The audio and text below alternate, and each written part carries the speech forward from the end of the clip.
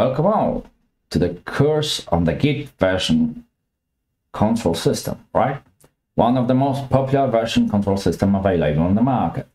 Who am I? My name is Adrian Ambroziak, and I work in Fujitsu Technology Solutions in Lodz over 5 years, currently on the position Quality Assurance Specialist.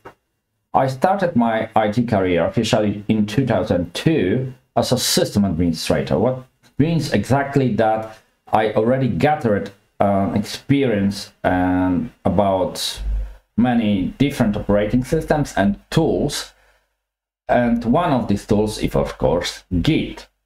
If you are interested more about me and what tools I am using currently in my work, you can always visit my LinkedIn profile if you wish.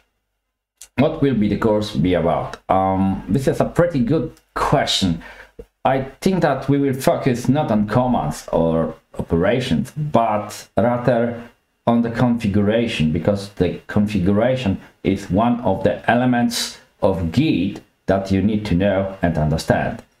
We will start by discussing how we can configure the Git, and then on what level we can do it.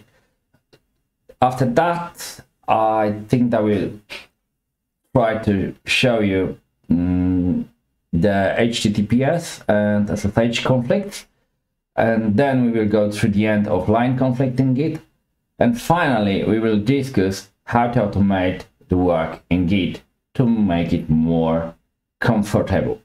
But before we will do this, we need to talk about our working environment and how it will look like. So let's move on to the next lesson, and I will explain what tools we will be using. So see you in the next lesson.